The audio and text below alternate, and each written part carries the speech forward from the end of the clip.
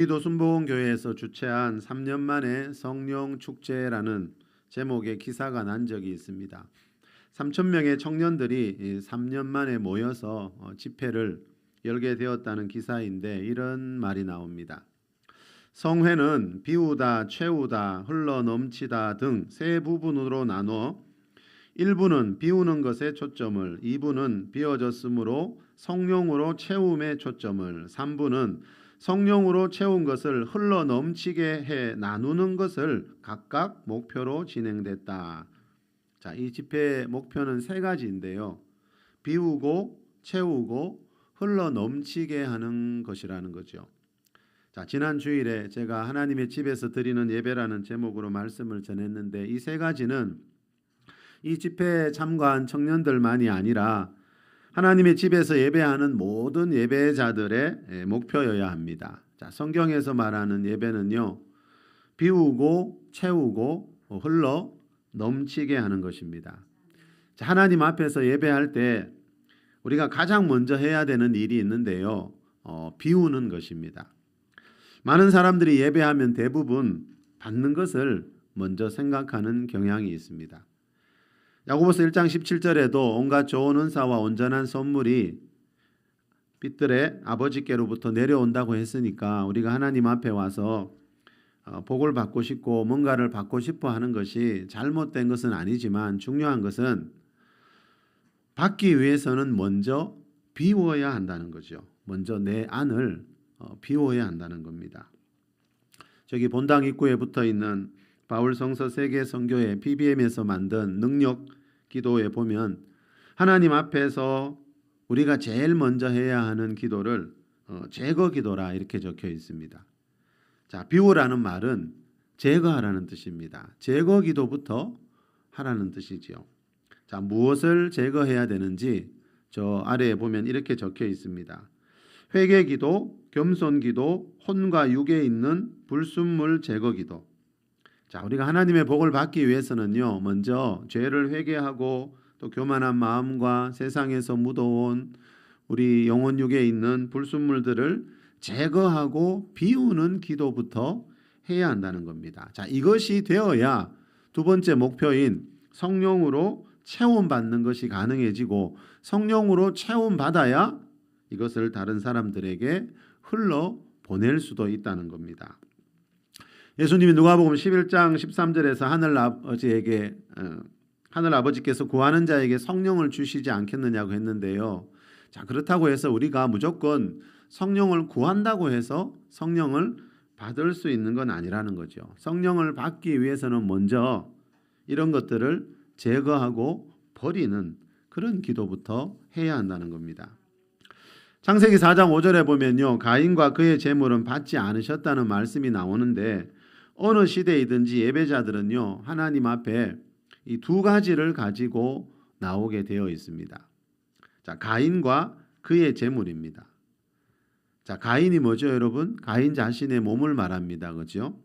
지난 한 주간 살아온 내 몸, 내 삶과 함께 내가 준비한 예물을 드리는 것이 예배인데요. 그런데 하나님은 가인의 삶도 가인의 예물도 받지 않았습니다. 자, 뭔가 우리가 버려야 할 것들을 버리지 않고 하나님 앞에 나아가면은요, 그 드리는 예배가 올라가지 않는다는 것을 알 수 있습니다. 자, 최근 몇 주간 제가 설교를 통해서 계속 살펴봤습니다만 성경에 보니까 이 가인의 경우처럼 하나님께 드렸지만 하나님이 받지 않는 예배들이 많이 나오고 있습니다. 계시록 8장 4절에 나오는 향년이 성도의 기도와 함께 천사의 손으로부터 하나님 앞으로 올라가는지라 라는 말씀에서 알 수 있듯이 어떤 성도들의 기도는 분명히, 어떤 성도들의 예배는 분명히 하늘에 계신 하나님 앞으로 올라가고 있지만 이 가인의 경우를 봐서 알 수 있듯이 모든 예배가 다 올라가는 것은 아니라는 겁니다. 자, 이 땅에서 드리는 우리의 예배가 하나님 앞으로 올라가고 있는지 아닌지를 알 수 있는 방법 중에 하나가 있는데요. 이 가인의 경우를 보면 알 수 있습니다. 가인과 그의 재물은 받지 아니하신지라 가인이 몹시 분하여 안색이 변하니. 여러분, 가인이 지금 예배 마치고 난 뒤에 뭐 하고 있습니까? 여러분은 예배 끝나고 나면 주로 뭐 하십니까? 여러분 상태가 어떠세요? 가인은 지금 뭐 하고 있지요? 가인과 그의 재물은 받지 아니하신지라 가인이 몹시 분하여 안색이 변하니, 가인은 지금 예배 드리고 난 뒤에 마음에 분이 일어나고 있어요. 자, 예배가 끝날 때마다 우리가 내 마음을 한 번씩 점검해 볼 필요가 있다는 거죠. 예배 드리기 전과 후에 내 마음의 변화가 있는지 점검해 봐야 된다는 거죠. 우리 예배는 하나님과의 만남이잖아요. 여러분, 지난주에 혹시 여러분 마음에 드는 사람, 여러분이 좋아하는 사람하고 차를 마시거나 식사한 적이 있습니까? 여러분, 내가 마음에 드는 사람하고 차만 한 잔 마셔도 그죠? 내 마음의 변화가 일어날 때가 많이 있잖아요. 그렇다면 우리가 예배 시간에 하나님을 만나고 하나님과 교통 교제가 이루어졌다면 우리 마음에 분명히 어떤 변화가 일어나는 것이 지극히 당연하다는 겁니다. 로마서 14장 17절에 보면요, 하나님의 나라는 성령 안에 있는 의와 평강과 희락이라 그랬습니다. 자, 예배 드리는 곳에 하나님의 나라가 임하거든요. 이 세상 나라 가운데 어디가 하나님 나라인가? 예배하는 곳에 하나님 나라가 임하고요. 그 하나님 나라는 어떻게 임하는가 하면 성령 안에 있는 의와 평강과 희락으로 임한다는 거죠. 자, 우리가 이 땅에서 드리는 예배가 하늘로 올라가게 되면요, 하나님은 그곳에 하나님의 영이신 성령으로 임재하셔서 성령님 안에 있는 의와 평강과 희락을 주신다는 거죠. 이 말은 예배가 끝났으면 예배 전보다 그죠? 내 마음이 더 밝아지고 평안하고 기뻐해야 되는데 가인은 지금 뭐 하고 있다고요? 분을 내고 있다는 거죠. 자, 그 이유가 무엇 때문인지 하나님이 하신 말씀을 우리 한번 읽어보겠습니다. 창세기 4장 6절 7절입니다. 시작. 여호와께서 가인에게 이르시되 내가 분하여 함은 어찌 됨이며 안색이 변함이 어찌 됨이냐. 내가 선을 행하면 어찌 낯을 듣지 못하겠느냐. 선을 행하지 아니하면 죄가 문에 엎드려 있느니라. 죄가 너를 원하나 너는 죄를 다스릴지라. 자, 죄가 너를 원하나 너는 죄를 다스릴지니라 그러셨죠. 자, 이 말은 죄가 너를 원하고 있지만, 죄가 너를 유혹하고 있지만 얼마든지 다스릴 수 있는 길이 있다는 거죠. 자, 그렇지만 가인은 죄를 다스릴 수 있는 길이 있음에도 불구하고 죄를 다스리는 길로 가지 않고 다른 길로 갔다는 겁니다. 동생 아벨을 죽이는 살인자의 길로 가게 됩니다. 인류 최초의 살인 사건은요, 예배 드린 뒤에 일어났습니다. 인류 최초의 살인자는요, 하나님을 예배하던 예배자였습니다. 예배 드린 후에 성령님 안에 있는 평강과 희락을 누려야 할 사람들이 살인자가 되고 인생의 실패자가 될 수 있다라고 성경은 말씀하고 있습니다. 죄를 다스리지 못해서입니다. 자, 그런데 죄가 너를 원한다고 했는데요, 죄는 가인만을 원할까요, 여러분? 아니겠지요. 죄는 이 세상 모든 사람을, 우리를 원하고 있습니다. 가인의 부부였던 하나님이 창조한 최초의 사람 아담과 하와가 죄를 지은 후에요, 아담과 하와의 후손으로 태어나는 모든 사람들은 아담과 하와 안에 있던 그 죄성을 물려받은 채로 태어나고 있습니다.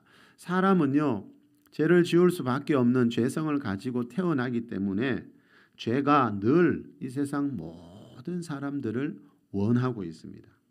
그래서 이 세상은 어느 시대나 예수님이 말씀하신 것처럼 악하고 음란한 세대입니다. 자, 그러면서 하나님이 또 뭐라 그러셨죠? 죄가 문 앞에 엎드려 있느니라 그랬죠. 죄가 여러분 우리가 다니는 문 앞에 엎드려 있대요. 무슨 말입니까? 이 말은요, 맹수가 여러분 상대를 공격하기 위해서 몸을 잠시 웅크리고 있다가 단번에 상대를 쓰러뜨리듯이, 그죠? 죄가 그렇게 우리를 노리고 있다는 거죠.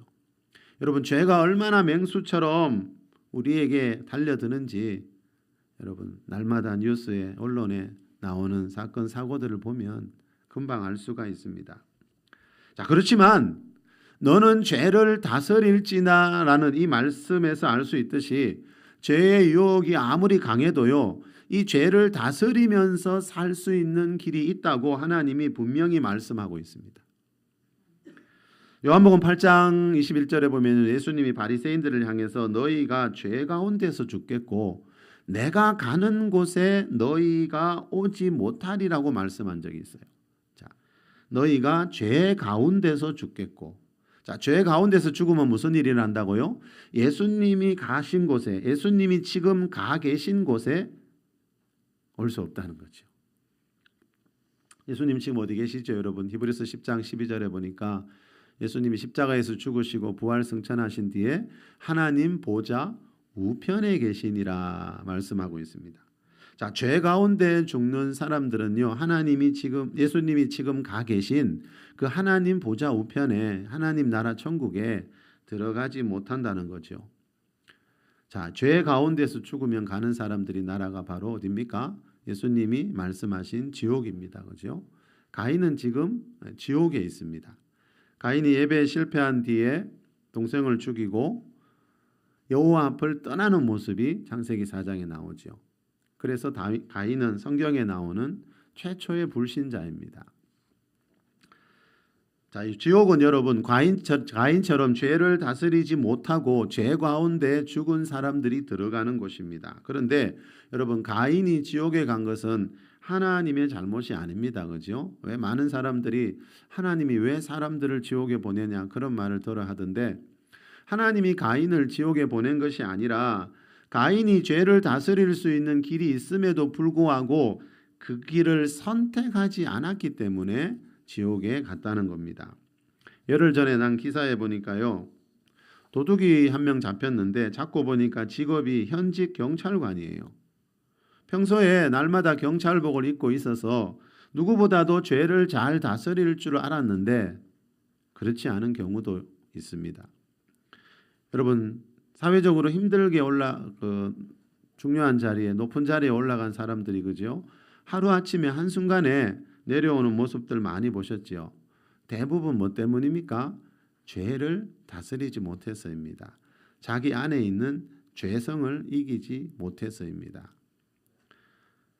제가 학교 다닐 때와는 다르게 요즘은 학생들이요, 학교 선생님을 향해서 욕을 하고 심지어 폭력을 휘두르는 일까지 자주 일어나고 있습니다. 죄는 어른들만 원하는 게 아니고요, 어린 학생들도 집중적으로 원하고 있습니다. 여러분, 이 세상에서 일어나는 불행한 일들을 보십시오. 대부분 먹을 것, 입을 것이 없어서가 아니고요, 우리 사람 안에 있는 죄성을 다스리지 못해서, 이 죄를 다스리지 못해서 일어난다는 겁니다. 경제가 아무리 발전하고 과학이 아무리 발전해도요, 여러분, 그것이 행복을 보장해 주지는 않는다는 거죠. 최고급 승용차를 타고 다니면서 여러분, 죄 짓는 사람들 많이 보셨지요? 여러분, 좋은 집에서, 큰 집에서 살면서 그 안에서, 그죠? 죄를 짓는 사람들이 얼마나 많습니까? 무슨 말인가 하면 진정한 행복은 죄가 없는 곳에 있다는 겁니다. 여러분, 재산이 100억이 넘는 가정에서 가족 간에 살인 사건이 일어난 적이 있습니다. 재산이 그렇게 많음에도 불구하고 왜 그런 일들이 일어납니까? 그 가족들이 자기 안에 있는 죄를 다스릴 줄 몰라서입니다. 창세기 1장 27절 말씀처럼 사람은요, 하나님의 형상대로 지음받았기 때문에요, 하나님처럼 거룩하게 살 수 있고 하나님처럼 영원히 살 수 있는 그런 존재로 지음을 받았습니다. 그렇지만 이 최초의 사람 아담과 하와가 죄를 지어 타락하는 바람에요, 죄를 다스리지 못하는 바람에요, 죄의 종이, 사도 바울의 표현에 의하면 죄의 종이 되어서 죄에게 끌려다니는 삶을 살다가 로마서 6장 23절에 죄의 삭은 사망이요라는 말씀처럼 영원한 사망의 길로 가는 그런 운명에 처해지게 되었습니다. 그런데 하나님이 죄에서 해방되고 죄에서 이 죄를 다스릴 수 있는 길을 한 가지 열어주셨는데, 자, 그게 뭔가 하면 하나님께 드리는 제사입니다. 아담과 하와가 죄를 지은 이후에 보니까요, 무화과 잎으로 이제 자기들이 벗은 것을 알고 무화과 잎으로 옷을 만들어 입었지요. 그런데 그 모습을 보시고 하나님이 창세기 3장 21절에 보면은 가죽옷을 지어서 입혀주시는 모습이 나옵니다. 자, 여러분 하나님께 범죄해서 타락해서 그죠? 그 타락한 상태에 있지만 하나님이 선물로 주신 게 뭡니까? 이 가죽옷입니다. 가죽옷. 가죽옷은 하나님의 선물이고 은혜고 하나님의 사랑입니다. 자, 가죽은 뭐죠? 동물의 가죽을 말합니다. 이 가죽, 동물의 가죽으로 옷을 만들기 위해서는 먼저 그 동물을 잡아서 죽여야 합니다. 자, 그 동물이 희생되어야 됩니다. 그죠? 자, 이것을 통해서 하나님은 죄를 용서받기 위한 동물 제사를 가르쳐 주셨다는 겁니다. 옥스퍼드 주석에 보니까요, 이 가죽옷에 대한 의미를 이렇게 설명하고 있었습니다. 죄를 지은 인간을 감싸기 위해 죄 없는 짐승이 대신 희생된 것입니다. 이처럼 짐승이 피 흘린 것은 구약 시대에 계속 진행된 짐승의 피를 흘리는 희생 제사가 이때로부터 시작되었음을 보여주며 더 나아가서는 장차 인간의 죄를 대속하기 위해 십자가에서 희생의 피를 흘린 그리스도의 속죄 사역이 있을 것을 예표한다. 자, 이 말은 하나님은 비록 인간이 죄를 지어 타락했지만요, 다시 한번 은혜와 긍휼을 베풀어 주셨다는 겁니다. 이 동물 제사를 통해, 이 동물 제사를 통해 하나님과의 관계를 회복할 수 있도록 죄를 용서받고 죄를 이길 수 있는 길을 다시 마련해 주셨다는 거예요. 그리고 이 동물의 피로 드린 이 제사는 예수님이 우리 죄를 위해서 십자가에서 피 흘려 죽으실 것에 대한 예표라는 거죠. 고린도전서 15장 3, 4절에 보면요, 성경 66권을 요약해 놓은 말씀이 나오는데 예수님의 십자가와 부활을 이야기하고 있습니다. 이 성경 66권은 한마디로 하나님의 아들 예수 그리스도의 십자가와 부활에 대한 책입니다. 자, 구약 시대의 동물의 피로 드린 그 제사는요, 예수님이 신약 시대에 십자가에서 흘리신 그 보혈을 미리 보여주고 있다는 겁니다. 그래서 구약 시대 성도들이 동물의 피로 제사하면서 하나님께 제사함 받았듯이 신약 시대 성도들은 그리스도의 보혈을 힘입어 하나님 앞에 나아가면 이 제사함의 은총을 받게 되고 죄의 삭신, 사망으로부터 구원을 받게 된다는 겁니다. 자, 이 예수님 십자가의 예표 역할을 하고 있는 이 구약 시대 제사에 대한 말씀, 우리 레위기 1장 말씀 잠시 보겠습니다. 레위기 1장 3, 4절입니다. 시작. 그 예물이 소의 번제이면 흠없는 수꽃으로 회막문에서 여호와 앞에 기쁘게 받으시도록 드릴지니라. 그는 번제물의 머리에 안수할지니 그를 위하여 기쁘게 받으심이 되어 그를 위하여 속죄가 될 것이라. 자, 그에게 속죄가 된대요. 이 속죄라는 말은 죄를 용서받고 죄를 씻음 받는다는 뜻입니다. 자, 번제물을 드리는 이유가 그죠? 소를 번제물로 드리는 이유는 속죄, 죄를 씻음 받기 위해서입니다. 번제는 속죄를 위해 드리는 제사이고요. 이 속죄를 위해서는 반드시 이 번제물이 있어야 한다는 거죠. 제물이 있어야 한다는 거죠. 자, 히브리서 9장 22절에 나오는 피 흘림이 없은즉 죄 사함이 없느니라는 말씀에서 알 수 있듯이요, 하나님 나라에서는요, 하나님 앞에서 죄 사함 받기 위해서는요, 반드시 피 흘림이 있어야 합니다. 생명을 바쳐야 한다는 거죠. 그런데 여러분, 우리 생명은 하나인데 내가 죄지었다고, 내가 죄 있다고 내가 죽어버리면 아무 의미가 없잖아요. 자, 그래서 하나님이 이 동물 제사를 통해서 우리의 죄를 속죄해 주셨다는 거죠. 그래서 구약 시대는 동물의 피가 필요했고 신약 시대에는 예수님의 피가 필요하다는 겁니다. 자, 4절에 보니까 이 번제물을 가지고 온 이 예배자가 그 번제물의 머리에 안수한 뒤에 이 동물을 잡게 됩니다. 자, 이 번제물, 이 소의 머리에 안수하는 이유가 뭐지요, 여러분? 내게 있는 죄를 그 소에게 전가시키기 위해서, 그 소에게 넘겨주기 위해서입니다. 자, 소의 머리에 안수해서 내 죄를 위한 희생 제물로 그 소를 바칠 때, 자, 3절에도 4절에도 기쁘게 받으심이 된다는 말씀이 나옵니다. 여러분도 살다 보면 기쁜 일이 있죠, 그죠? 성경을 보니까 하나님이 기뻐하실 때가 있어요. 예.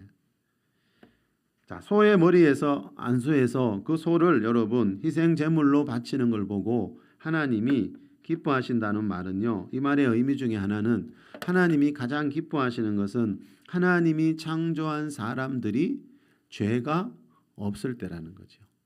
예. 하나님처럼 거룩할 때라는 거죠. 예. 자, 사람은 하나님처럼 거룩할 수 있기 때문에 하나님이 내가 거룩한 것처럼 너희도 거룩하라고 그렇게 말씀하시고 있다는 겁니다. 자, 이 죄를 통해 이 제사를 통해서 이 제물을 통해서 우리의 죄가 속죄함 받을 때 그때 하나님은 기뻐하신다는 거죠. 자, 그런데 여러분 소의 피로 드린 제사가 하나님께 기쁨이 되었다면 그죠? 하나님의 아들 예수 그리스도께서 십자가에서 흘리신 피를 힘입어 하나님 앞에 나아가 드리는 예배는 하나님 앞에 얼마나 더 큰 기쁨이 되겠는가 이 말입니다. 히브리서 10장 19절에 우리가 예수의 피를 힘입어 성소에 들어갈 담력을 얻었나니 그랬죠. 자, 성소에 들어갈 때마다 하나님의 집에 나와 예배할 때마다 뭐 하라는 겁니까? 예수의 피를 힘입어 예수의 피를 생각하라는 거죠. 예. 지난주에 이런저런 일 아무리 많았을지라도요. 지금 내게 중요한 기도 제목이 아무리 많았을지라도요. 하나님 앞에 나올 때는 그거 잠시 내려놓고요. 먼저 예수의 피를 힘입어 예수의 피를 생각하면서 하나님의 성소의 지성소에 들어가라는 거죠. 다시 말하면 다른 말로 하면 보혈기도 하면서 하나님 앞으로 나아가라는 겁니다. 강은혜 목사님이 실전기도라는 책에서 이런 말을 합니다. 무엇보다도 그 집사님은 믿음으로 사는 분이었다. 하루에 3시간 이상 기도해서인지 은사도 많았고 가는 곳마다 역사도 많이 일어났다. 사실 우리 시댁에서도 목사가 3명이나 있고 시부모님도 장로와 권사 직분으로 교회를 섬기는 믿음의 명가라 할 만했지만 이런 능력은 그 집사님에게 있는 이런 능력은 처음 보았다. 그분의 기도를 자세히 관찰해 보니 특징이 있었다. 그것은 항상 우렁찬 소리를 내는 발성기도, 부르짖는 기도를 많이 한다는 것이다. 또 하나는 보혈 기도를 많이 한다는 것이다. 그때부터 나는 그분을 따라 부르짖는 기도를 하기 시작했고 어려운 일을 만나면 예수의 피로 덮는 기도를 했다. 자, 이 목사님이 어느 한 집사님을 만났을 때 이 간증을 이야기합니다. 자, 그 집사님을 통해 부르짖는 기도를 하기 시작했고 또 어려운 일을 만나면 예수의 피로 덮는 기도를 하기 시작했대요. 자, 이 목사님이 말하는 예수의 피로 덮는 기도를 우리가 보통 보혈 기도다 이렇게 말합니다. 자, 방금 히브리서 10장 19절에서 예수의 피를 힘입어 성소에 들어가라고 했기 때문에요. 예수님의 보혈로 덮어달라는 이 보혈 기도를 얼마든지 해도 된다는 거지요. 또 반드시 해야 된다는 거지요. 자, 그럼에도 불구하고 이상하게 보니까요. 교회 안에는 이 보혈 기도에 대한 이 거부감을 가진 분들이 더러 있더라고요. 올해 2월이지요. 2월 달에 어느 기독교 신문에 이런 제목의 기사가 났습니다. 주요 교단들 코로나19 확산 우려 긴급 안내문 발표. 자, 지난 2월에 코로나가 좀 심해질 때요. 기독교 큰 교단에서 확산을 우려하는 안내문들을 발표했다는 기사인데요. 장로교 통합교단에서는 성도들이 매일 집에서 함께 기도할 수 있도록 이 기도문을 보고 기도하라고 어떤 기도문을 적어서 발표를 했어요. 그 기도문의 일부를 제가 읽어드릴게요. 우리의 기도를 들으시는 하나님, 거룩하신 지성소에 들어가 하나님께 기도드릴 수 있도록 십자가의 보혈로 저희를 덮어주시고 우리의 마음을 주장하여 주옵소서. 자, 이런 기도를 성도분들이 매일 집에서 하기를 원한다는 거죠. 자, 십자가의 보혈로 저희를 덮어주시고, 자, 이렇게 예수님이 십자가에서 흘리신 보혈로 덮어달라는 기도를 나를 덮어주시고 내 가정을 덮어달라는 기도를 얼마든지 해도 된다는 거지요. 어느 기독교 신문의 상주 성시와 운동 본부장인 강인철 목사님의 기도문이 올라온 적이 있는데 이 목사님이 이렇게 기도하고 있습니다. 코로나19가 속히 이 땅에서 사라지게 하시고 바이러스에 감염된 이들을 예수님의 보혈로 덮어 후유증 없는 치료와 회복을 주시고 더 이상의 확산을 차단하고 막아주소서. 자, 이 목사님도 코로나에 감염된 사람들, 자, 질병으로 고통당하는 사람들에게 예수님의 보혈로 덮어달라는 이 보혈 기도를 하고 있습니다. 그래서 여러분 주위에 이 보혈 기도에 대한 오해를 가진 분들이 만나면 이런 이야기를 꼭 좀 들려주세요. 자, 여러분 특히 질병으로 고통당할 때 보혈 기도 얼마든지 해도 됩니다. 우리가 생각하는 의외의 효과가 나타날 수 있습니다. 자, 이렇게 보혈 기도는요, 신앙생활에서 아주 중요한 역할을 하고 있지만 내가 다니는 교회에서 하지 않으면요, 보통 성도분들을 보면 내가 다니는 교회에서 하지 않으면 보혈 기도가 뭔지, 보혈 기도에 어떤 능력이 있는지 전혀 모르고 평생을 지내는 경우들도 있더라는 겁니다. 자, 오늘 본문에 보면 예수님의 보혈 이야기가 나오고 있습니다. 우리 본문 2절 말씀 한 번 더 읽을게요. 곧 시작. 곧 하나님 아버지의 미리 하심을 따라 성령이 거룩하게 하심으로 순종함과 예수 그리스도의 핏부림을 얻기 위하여 택하심을 받은 자들에게 편지하노니 은혜와 평강이 너희에게 더욱 많을지어다. 자, 하나님으로부터 오는 은혜와 평강은요, 지난달보다 지난주보다 더욱 오늘 많아질 수 있다는 겁니다. 여러분도 지난주 예배보다 더욱 많은 은혜와 평강을 받아가시길 축복합니다. 자, 이 베드로 사도, 예수님의 수제자인 베드로 사도가 오늘 본문 2절에서 자, 그리스도인을 한마디로 어떻게 정의하고 있습니까? 간단하게 말하면 예수 그리스도의 핏부림을 얻기 위하여 택하심을 받은 자들이다. 자, 예수 그리스도의 핏부림을 얻기 위하여 택하심을 받은 자들이다. 자, 성경이 이렇게 말씀하고 있죠. 자, 베드로 사도가 여러분 말하는 그리스도인의 정의는 한마디로 이겁니다. 예수 그리스도의 피, 예수님이 골고다 언덕에서 흘리신 그 예수 그리스도의 핏부림을 받기 위해 택함 받은 자들이다. 자, 이게 베드로 사도가 말하는 그리스도인의 정의라는 거죠. 예수님의 피를 뿌리는 것은 미신이 아닙니다, 여러분. 성경 말씀 그대로가 우리 영혼 안에 새겨져야 이 성경이 무엇을 말하는지를 우리가 바르게 깨달아야 그 말씀 안에 있는 은혜와 복을 받을 수가 있습니다. 이 베드로 사도가요, 이 베드로 전서를 쓴 것은 언젠가 보니까요, 이 성경학자들이 쓴 책에 보니까 예수님이 십자가에서 죽으시고 한 30년쯤 뒤다라고 말하고 있어요. 자, 그런데 이 베드로 사도가 지금 그 당시의 성도들을 보고 뭐라 그러지요? 예수님이 십자가에서 죽으신 지 30년이 지난 뒤지요. 그 당시에 예수님 믿고 있는 그리스도인들을 보고 뭐라 그러지요? 예수 그리스도의 핏부림을 얻은 자들이다. 예수님의 피가 뿌려진 자들이다. 이렇게 말해요. 자, 이 말은 여러분, 예수님이 십자가에서 죽으신 지 30년 지났으니까 예수님이 그 죽었던 십자가에 못 박혀 죽었던 골고다 언덕에 가면 그 피 한 방울 남아 있지 않고 다 사라졌겠지요. 그럼에도 불구하고 베드로 사도는 지금 뭐라 그래요? 예수 그리스도의 핏부림을 너희들이 성도들이 얻은 자들이다. 이렇게 말하고 있어요. 자, 이 말은 뭡니까? 예수님의 보혈은 예수님이 십자가에서 죽으신 지 한 30년 좀 지났지만 예수님의 보혈은 지금도 어딘가에서 계속 흐르고 있다는 뜻이에요. 어딘가에서 흐르고 있으니까 당시에 성도들을 보고 여러분들은 예수 그리스도의 핏부림을 얻기 위해 택하신 바들이 자라는 이런 말을 하고 있지요. 그리고 중요한 것은 이것은 지금 우리 시대에도 마찬가지라는 거죠.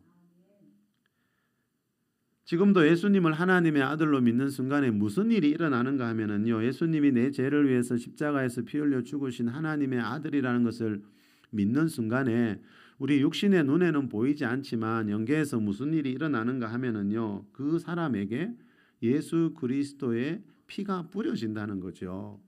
그래서 사도 베드로께서 이 말씀을 하는 겁니다. 예수 그리스도의 피 뿌림을 얻기 위하여 너희는 택함 받은 자들이다. 그래서 그 예수님의 피가 뿌려져 있기 때문에 우리는 항상 그 예수님의 피를 힘입어 하나님이 계신 성소, 지성소로 나아가야 한다는 거죠. 자, 좀 전에 말씀드렸던 그 강은혜 목사님 이야기, 그 실전 기도에서 하는 말, 바로 뒤에 나오는 내용 조금 더 읽어드릴게요. 당시에는 보혈의 의미도 그 능력도 제대로 알 턱이 없었다. 하지만 어려운 일을 만나거나 두려운 마음이 들면 그분 집사님의 말대로 예수의 피로 나와 내 상황을 덮는 상상을 하며 기도했다. 그러면 거짓말처럼 마음의 답답함도 사라지고 문제도 해결되는 것이었다. 당시 장로교회에서 보혈 기도란 아주 생소했다. 그러나 나는 보혈 기도를 할 때면 매번 우연이라고 하기에는 너무나 확실한 응답을 받았고, 그런 일이 반복되고 쌓이면서 보혈의 능력을 점점 더 확신하게 되었다. 자, 이분이 경험해 보니까 맞더라는 거죠. 그 보혈은 옛날 이야기가 아니고, 여러분, 보혈은 지금 우리 이야기라는 거죠. 자, 보혈의 능력이 뭡니까? 다시 말로 하면 보혈 기도의 능력을 말하겠죠, 그렇죠? 자, 이분이 보혈 기도를 배워서 해보니까 우연이라고 하기에는 너무나 분명한 확실한 어떤 능력들이 자꾸 내 삶 가운데 나타나더라는 거예요. 전에하고 분명히 뭔가 다르더라는 거예요. 그래서 기도의 기술이라는 책이 있습니다. 케네스 해긴 목사님이 쓴. 여러분, 기도도 우리 상황에 맞는 기도를 해야 한다는 거죠. 기도하는 자리에 있다는 게 얼마나 여러분 귀합니까? 그렇지만 안타깝게도 그죠? 여러분, 우리가 축구공을 가지고 야구를 할 수 없듯이 이 기도도 상황에 맞는 기도가 있다는 거죠. 자, 이 목사님 말이 거짓말처럼 여러분 마음이 답답한 것들이 사라지고 수많은 문제들이 해결되더라. 이 보혈 기도를 통해서. 자, 이렇게 간증하고 있습니다. 자, 이 말은요, 뒤집어 보면 우리 그리스도인들의 삶에 치유가 일어나지 않고 기적이 일어나지 않는 이유 중에 하나가 뭔가 하면요, 보혈 기도를 하지 않아서라는 거예요. 신앙생활에 뭐가 중요한 것인지, 그죠? 우리가 바르게 알고 믿어야 우리가 이 하나님 말씀 안에 있는 하나님 나라 안에 있는 은혜와 복들을 놓치지 않게 되거든요. 이 보혈 기도는 옛날 이야기가 아니고 여러분 2000년 전의 이야기가 아니고 지금 우리 이야기고요. 이 보혈 기도는 어떤 여러분 듣기 좋은 그런 이론이 아니고요. 내 영혼육을 실제로 살리는 하나님의 능력이 이 예수님의 보혈 안에 보혈 기도 안에 담겨 있다는 것을 꼭 기억하시길 바랍니다. 그래서 사도 바울이 갈라디아서 6장 14절에서 내게는 우리 주 예수 그리스도의 십자가 외에는 나에게는 예수님의 십자가 외에는 결코 자랑할 것이 없다 이런 말을 하는 겁니다. 십자가가 우리에겐 자랑이고 능력이라는 겁니다. 자, 서두에 말씀드린 것처럼 비우고 채우고 흘러가는 것이 우리가 하나님을 예배하는 목표라고 그랬죠. 자, 비우는 게 이게 제일 중요하더라고요. 이 1단계가 돼야 2단계, 3단계도 될 수 있겠죠. 자, 비우고 제거하기 위해서 가장 도움이 되는 것이 뭔가 하면 이 보혈 기도입니다. 대부분 그렇습니다. 자, 우리 눈에 보이는 자연계에 어떤 법칙이 있죠, 여러분. 그래서 아침에 해가 뜨고 밤이 되면 지지요. 자, 우리 눈에 보이지 않는 영적인 세계가 있다는 것은 우리 그리스도인들이 대부분 다 믿잖아요. 그 영적인 세계도 어떤 법칙에 따라서 흘러가고 있다는 겁니다. 그 법칙 중에 하나가 뭡니까? 하나님 앞으로 가기 위해서는 예수님의 보혈을 힘입어야, 예수님의 보혈을 지나야 하나님 앞으로 갈 수 있다는 겁니다. 이 보혈 기도를 통해서 여러분 죄와 교만과 영혼육의 불순물들을 제거하고 나면 무슨 일이 일어난다고요? 이제 채워진다 그랬죠. 성령의 임재가, 성령의 기름 부음이 채워지게 되고, 그 성령으로 채움받게 나면 내가 받은 것을 다른 사람들에게 흘러 보낼 수 있다는 겁니다. 자, 비워야 중요한 것은 비워야 채워진다는 거죠. 비운 뒤에 채우자고 그랬는데, 그래서 좀 전에 말씀드린 바울성서 세계선교회에서 PBM에서 하고 있는 저 능력기도에 보면 제거기도 다음에 뭐가 나오죠, 여러분? 성령기도가 나옵니다. 그죠? 제거한 뒤에 성령의 임재를 구하는 기도를 하라는 거죠. 이 제거가 되지 않으면 그곳에 성령님이 임하시기가 어렵다는 거죠. 자, 죄와 교만, 우리 영혼욕의 불순물들을 비우고 제거하고 나면 성령으로 얼마든지 체험받을 수 있다는 겁니다. 끝으로 조영기 목사님이 보혈의 신비에서 신비라는 책에서 하는 말 소개하면서 마무리하겠습니다. 이 목사님이 이 책에서 이런 말을 합니다. 마귀는 예수님의 보혈을 가장 두려워합니다. 예수 그리스도의 보혈이 역사할 때 마귀는 고난을 잃고 무력해집니다. 자, 여러분, 마귀가 이 세상의 신이라고 성경 표현하고 있지만요, 좀 전에 연계의 법칙을 말씀드렸는데, 그렇다고 해서 마귀가 아무 데나 가서 자기 멋대로 막 일할 수 있는 거 아닙니다. 마귀가 고난을 잃고 무력해지는 경우가 있습니다. 자, 이 목사님이 왜 이런 말을 하는가 하면은요, 골로새서 2장 15절에서 사도 바울이 이렇게 말씀했기 때문이에요. 통치자들과 권세들을 무력화하여 드러내어 구경거리로 삼으시고 십자가로 그들을 이기셨는다. 예수님이 누군가를 그들을 이겼는데 뭘로 이겼나 하면요, 십자가로 이겼대요. 십자가는 사람이 볼 때는 죽는 자리고 패배한 자리고 실패한 자리 같은데 그게 아니고 예수님은 그 십자가로 그들을 이겼대요. 그들이 누구지요? 통치자들과 권세들. 자, 이 통치자들과 권세들은 이 성경에 보면 에베소서 6장 12절에도 나오지요. 그 마귀 밑에 있는 악한 영들에 대한 호칭이고 표현이거든요. 자, 예수님이 십자가에서 죽어 가실 때 이 마귀와 악한 영들을 이기셨다는 거예요. 그래서 이 목사님 말대로 마귀는 그 예수님의 보혈을 가장 두려워하고 있다는 겁니다. 사람들이 볼 때는 여러분 그 십자가는 저주받는 자리고 실패의 자리 같지만 그게 아니라는 거죠. 예수님은 그 십자가로 마귀와 악한 영들을 이기셨다는 거죠. 자, 그래서 마귀가 이 예수님의 보혈, 이 보혈이라는 단어조차 싫어하는 거고요. 이 목사님 말대로 예수님의 보혈을 두려워하고 있습니다. 자, 마귀가 보혈을 두려워하고 있다는 말은요, 이 보혈의 능력을 아는 사람들이 하고 있는 보혈 기도를 그만큼 싫어하고 있다는 거예요. 자, 그리스도인들이 여러분 마귀와 악한 영들에게 눌려서 살아가는 경우가 너무 많다고 우리 예전에 그 치유사역에 대한 공부할 때 살펴봤지요. 안타깝게도 그죠? 예수님이 내 이름으로 더러운 귀신을 쫓으면서 살라고 했는데 반대로 그리스도인들이 마귀와 악한 영들에게 눌려서 살아가는 경우가 너무 많다고 이 치유사역자들이 말하고 있습니다. 자, 그 이유 중에 하나가 뭐겠습니까, 여러분? 이 보혈 기도를 하지 않았으라는 거죠. 마귀는 우리가 보혈 기도하는 것을 굉장히 싫어합니다. 그래서 이상하게도 교회 안에는요, 이 보혈 기도에 대한 부정적인 말들이 자꾸 퍼지는 것 같더라고요.